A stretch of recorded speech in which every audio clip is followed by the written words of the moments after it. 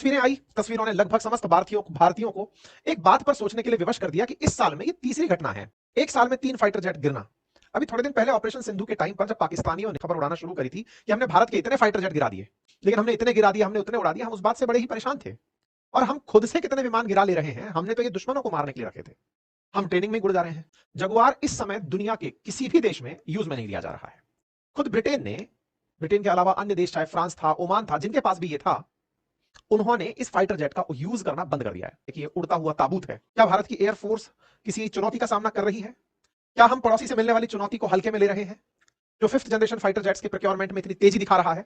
मान लीजिए कि आपके पास कोई गाड़ी है, उस गाड़ी के अंदर कोई सामान खराब हो गया, तो आप पुरानी गाड़ी खरीदकर इसलिए लिया क्योंकि नई गाड़ी के लिए तो मतलब सामान तो इसमें मिलेगा नहीं, क्योंकि कंपनी ने बनाना ही बंद कर दिया है मॉडल। तो बोले पुरानी गाड़ी खरीद लाओ, उसमें से निकाल करके डाल लेंगे।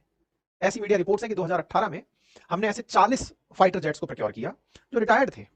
और हमने ब्रिटेन से हाल ही में यह भी कहा कि अगर कहीं पर भी उतरा के खड़े कर दिए गए हो फाइटर जेट्स, तो उन्हें भी हमें दे दीजिए, क्योंकि यूरोप में कुछ और देश भी थे जो इसे यूज कर रहे थे, वो भी हमें दे दीजिए, ताकि उन फाइटर जेट्स से कुछ जरूरी सामान हम अपने रनिंग फाइटर। पाकिस्तान के खिलाफ सो कॉल्ड ऑपरेशन सिंदूर में आपने भारत की अफवाज के तो हालात देखे होंगे। उसकी एयरफोर्स कितनी कैपेबल है पाकिस्तान से लड़ने के, जो उससे दिफाई बजट के लिहाज से 8 गुना कम है।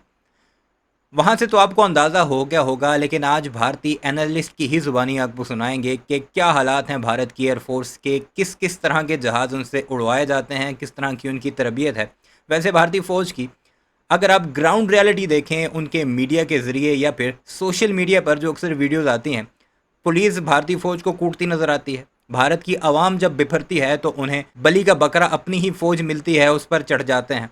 कुछ टाइम पहले एयरफोर्स के खिलाफ बाकायदा भारतीय जनता पार्टी के एमपीज़ ने एहतजाज किया था और ये कहा था कि ऑपरेशन सिंदूर में पाकिस्तान से तुमने मार खाई है, अब हम पर तुम ज़्यादा चढ़ाई मत करो, हम तुम्हें तुम्हारी औकात दिखा देंगे। ये भारतीय जनता पार्टी के सिटिंग एमपी ने, मेंबर पार्लियामेंट ने बाकायदा एयरफोर्स के बारे में कहा था। तो आज की इस वीडियो में आपको दिखाते हैं भारत की एयरफोर्स का असल हाल क्या है, किस तरह के जहाज़ उन्हें दिए जाते हैं, नरेंद्र मोदी सरकार कितने बड़े घपले करती है, किसी पाकिस्तानी की ज़ुबानी नहीं, भारतीय एनालिस्ट की ज़ुबानी, जो आप पर कई पर्दे खोल देगा कि ऑपरेशन सिंदूर में भारत की फ़िज़ाइया क्यों नाकाम हुई और आए रोज़ क्यों उनके जहाज़ खुद ब खुद ही ज़मी बोस होते हैं, खुद ब खुद ही गिरते हैं। बिल्कुल उसी तरह जिस तरह कल उनका एक जैगवार तैयारा गिरा था, और ये चंद महीनों में तीसरा जैगवार तैयारा है जो कि भारतीय एयरफोर्स के पायलट्स के हाथों खुद ही गिरता है, और वो खुद भी मरते हैं, साथ पब्लिक प्रॉपर्टी का नुकसान भी करते हैं। वजह क्या है, इस वीडियो में आपको वही सब कुछ दिखाते हैं।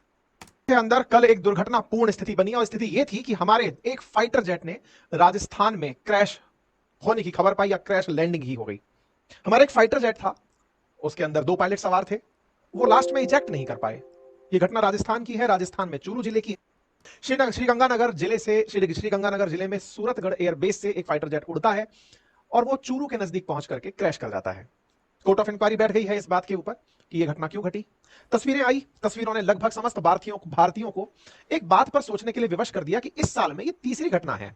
मैं जो सामान्य नागरिकों के जहाज हैं उनकी बात नहीं कर रहा हूं, फाइटर जेट की बात कर रहा हूं। और जो फाइटर जेट यहां पर गिरा, यह ट्रेनिंग जेट बताया गया था, जगुआर नाम से इसे जाना जाता है। 2025 में यह तीसरी दुर्घटना है। ये तस्वीरें बाहर आती हैं, तस्वीरें देख करके हर व्यक्ति यही सोच रहा होता है कि इस तरह की दुर्घटना में जो भी होगा उसका निशान भी नहीं बचा होगा। और ये सच भी है साथियों, इसमें जो शहीद हुए हमारे पायलट्स हैं, उनके शव बहुत ही क्षत विक्षत स्थिति में मिले। यहां पर तस्वीरें ग्रामीणों की हैं, यहां पर तस्वीरें विमान के उन टुकड़ों की है जिन्हें आप तस्वीरों के माध्यम से देख सकते हैं। यहां पर बैज मिला इस विमान का कि इसका नाम सैपकैट जगुआर था। हमारे 2 pilot, squadron leader Lokendra Singh Sindhu और फ्लाइट लेफ्टिनेंट ऋषिराज सिंह, इसमें शहीद हो गए। आज का सेशन इसी बात पर है। कल ये बड़ी सुर्खी बनी, साल भर में ये तीसरी बड़ी घटना है। ऐसे में आज का बड़ा सेशन इस बात पर है कि आखिर कब तक हमारे देश में यूं ही फाइटर जेट क्रैश होते रहेंगे। आपका तर्क हो सकता है कि सर फाइटर जेट्स बने ही उड़ने के लिए हैं, विमान चलते हैं तो गिरते हैं। एक साल में 3 फाइटर जेट गिरना। अभी थोड़े दिन पहले ऑपरेशन सिंधु के टाइम पर जब पाकिस्तानियों ने ये फेक खबर उड़ाना शुरू करी थी कि हमने भारत के इतने फाइटर जेट गिरा दिए, समस्त भारतीय उद्विग्न थे इस बात से। सुन रहे हैं आप, फेक खबर उड़ानी शुरू कर दी थी, खुद मानना शुरू हो चुके हैं। लेकिन ये जो गोदी मीडिया के चमचे चमांटे या सो कॉल्ड एनालिस्ट हैं, ये कभी भी नहीं मानेंगे अपनी बेइज्जती, अपनी जिल्लत। देखिए, तुम नंबर भी कैसे बढ़ा सकते हो? अगर थोड़ी कैजुअलिटीज हैं तो हमारी सेना बताएगी, हमारी तरफ से बताया जाएगा कि क्या हुआ है। लेकिन हमने इतने गिरा दिए, हमने उतने उड़ा दिए, हम उस बात से बड़े ही परेशान थे। और हम खुद से कितने विमान गिरा ले रहे हैं, हमने तो ये दुश्मनों को मारने के लिए रखे थे। हम ट्रेनिंग में गुड़ जा रहे हैं। इसके पीछे आज आपको वो कारण पता चलेंगे जिसके बाद आपको लगने लगेगा कि क्या वाकई में भारत के अंदर निर्णय लेना सरकारों के लिए इतना मुश्किल है, या इच्छा शक्ति का अभाव है। कहीं गरीब तो नहीं है हम बहुत ज्यादा, या फिर कोई ऐसी स्थिति तो नहीं है जो हम देशवासियों को नहीं पता है बस, और वो चले जा रही है कि राष्ट्रभक्ति के नाम पर चले चलो। आज इस विषय पर डिटेल चर्चा होने वाली है। इस डिटेल चर्चा में इस बात की कि ये फाइटर जेट जगुआर एक अहम बात, भारत दुनिया का वो पहला सबसे ज़्यादा जहाज़ क्रैश करने वाला मुल्क है। ना कोई सोमालिया, ना कोई सूडान, ना कोई इस तरह का मुल्क जिसके पास वसाइल नहीं है। भारतीयों के ही क्यों गिरते हैं? एक तो इनकी एयरफोर्स की कैपेबिलिटी, दूसरा जहाज़ों में इतनी करप्शन। जैसे रफ़ाइल में आपने सुना होगा कि अरबों रुपए की करप्शन नरेंद्र मोदी ने की है, और अब जब टेस्ट केस हुआ है, टेस्ट सामने आया है, तो नतीजा आपके सामने है, 3-3 रफ़ाइल से हाथ धो बैठे। 1979 में इंडक्ट हुआ था, 40 साल से ज्यादा बूढ़ा हो चुका है, 45वें साल में चल रहा फाइटर जेट है। और तो और इस फाइटर जेट को रिटायर होने का अभी कोई भी आने वाले समय में प्लान नहीं है। कुछ मीडिया रिपोर्ट्स के अनुसार तो 2040 तक ये रिटायर नहीं होंगे। एक साल में 3 तो गिर ही रहे हैं। ऐसे कितने हमारे पास हैं? कौन कौन से फाइटर जेट्स हमारे पास हैं? क्या भारत की एयरफोर्स किसी चुनौती का सामना कर रही है? क्या हम पड़ोसी से मिलने वाली चुनौती को हल्के में ले रहे हैं, जो 5th जनरेशन फाइटर जेट्स के प्रोक्योरमेंट में इतनी तेजी दिखा रहा है? और भारतीय सेना या भारतीय सुरक्षा बल, जैसे Indian air force, coast guard, navy, जिनके पास फाइटर जेट्स होने चाहिए सुरक्षा के लिए, प्रॉम्प्ट रिएक्शन के लिए, क्या उनके पास कोई कमी है? ये तीनों दुर्घटनाएं हैं जो इस साल घटी। मार्च 7, अप्रैल 2 और जुलाई 9। मार्च 7 में हरियाणा में यह घटना घटी, मार्च 2 के दिन गुजरात में यह घटना घटी, और जुलाई 9 में ये राजस्थान में घटना घटी। ये तीनों तस्वीरें एक ही फाइटर जेट जगुआर के क्रैश होने की है। एक टाइम याद होगा आप में से बहुत से लोगों ने एक फिल्म देखी होगी, रंग दे बसंती नाम से थी, जिस फिल्म के अंदर नायक का एक मित्र, एक और नायक, एक फाइटर जेट क्रैश में शहीद हो जाता है, और उसी के ऊपर फ्लाइंग कॉफिन नाम से एक वर्ड निकल कर आता है कि ये उड़ता हुआ ताबूत है, मिग 21। उसको तो हटा लिया गया, लेकिन जगुआर कब तक हटेगा और अब तक क्यों नहीं हट रहा है? क्या है इसकी स्थिति? चलिए विश्लेषण करते हैं। क्योंकि हमारे देश में चर्चा इस बात पर बहुत तेजी से हो रही है कि 1979 में इंडक्ट हुए फाइटर जेट तो अगले 2040 तक भी चल ही जाएंगे, और हमारे देश में पॉल्यूशन के नाम पर 10 साल पुरानी कार नहीं चल पा रही है। हालांकि इन दोनों के बीच में किसी तरह का रिजेंबलेंस करना मात्र केवल घटना को ही मजे लेने वाली बात होगी, लेकिन बात यह है कि हमारा देश क्यों नहीं इस पर कोई बात कर रहा है।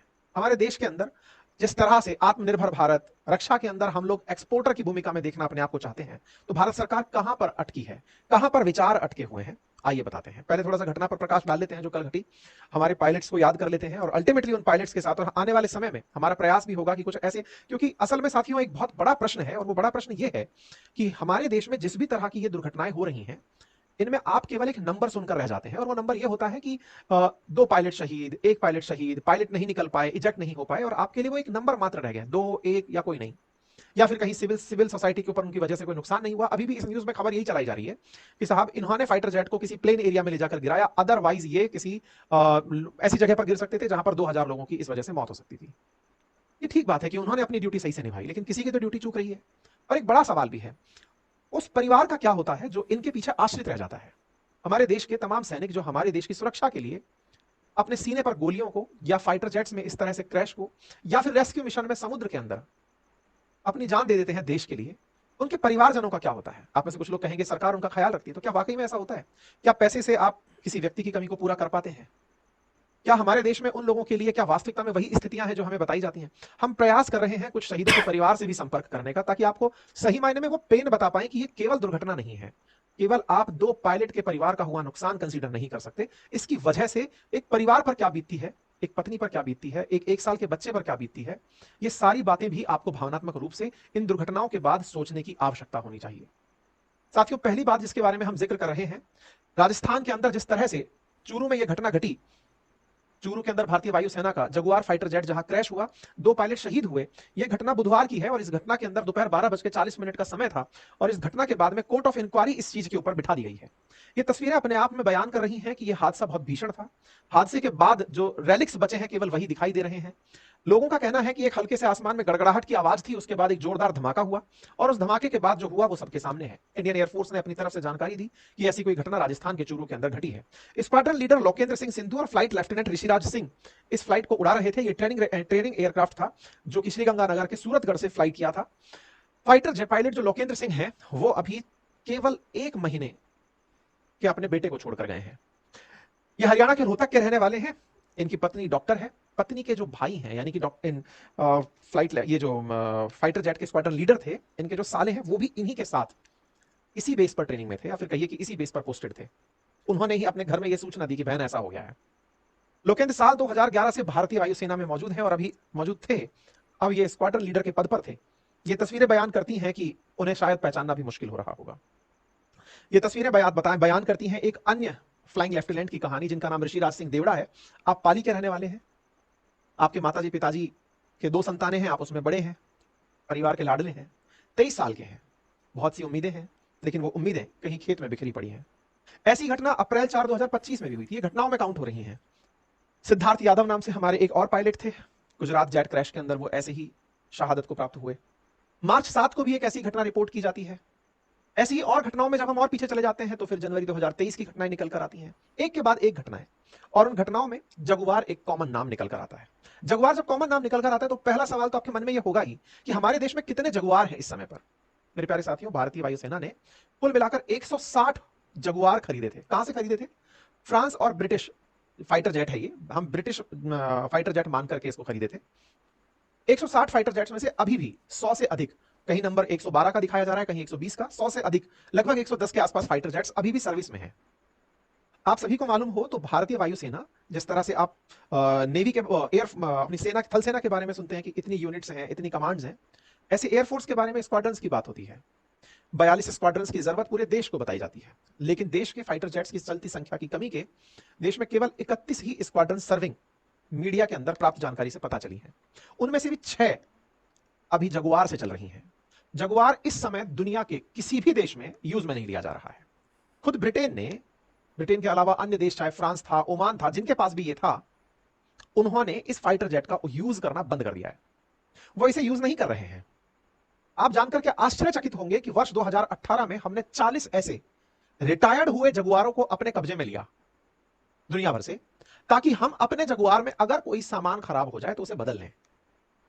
मान लीजिए कि आपके पास कोई गाड़ी है, उस ग्राउंड हुए 40 तैयारे भारत ने प्रोक्योर किए, किस लिए? कि अपने जगुआर में अगर कोई इसका पुर्जा निकाल के फिट किया, ये काबली जो सामान मिलता है आप वही समझ लीजिए कि एक चीज़ एक गाड़ी से निकाली, ख़राब हुई हुई या कम यूज़ हुई हुई दूसरी में फ़िट कर दी। यानी इस तरह खेलते हैं ये अपने पायलट्स के साथ, अपने शूरवीरों के साथ। यानी ये शूरवीर कहते हैं, यानी वीर गति को प्राप्त हो गए, यानी उस शहीद हो गए, इस तरह की बातें बाद में की जाती हैं। हालांकि पहले उनकी ज़िंदगियों के साथ इस तरह खेला जाता है। हम बिल्कुल खुश नहीं हैं कि इस तरह पायलट्स मारे जाएं। जंग में हाँ आमना सामना होता है, फिर अलग बात है, बिल्कुल हम खुश नहीं, हमें दुख है, लेकिन नरेंद्र मोदी सरकार इसकी बराबर की इस जुर्म में शरीक है। गाड़ी के अंदर कोई सामान खराब हो गया तो आप पुरानी गाड़ी खरीद कर इसलिए लिया है क्योंकि नई गाड़ी के लिए तो मतलब सामान तो इसमें मिलेगा नहीं, क्योंकि कंपनी ने बनाना ही बंद कर दिया ये मॉडल। तो बोले पुरानी गाड़ी खरीद लाओ, उसमें से निकाल करके डाल लेंगे।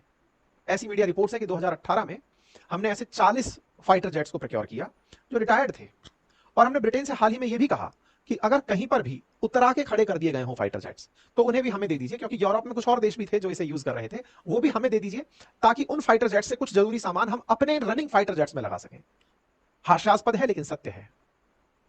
भारत में 40 साल से जो फाइटर जेट चल रहा है वो इस भरोसे पर चल रहा है कि दुनिया का जो बचा हुआ सामान है वो हमारे देश में काम आ जाएगा।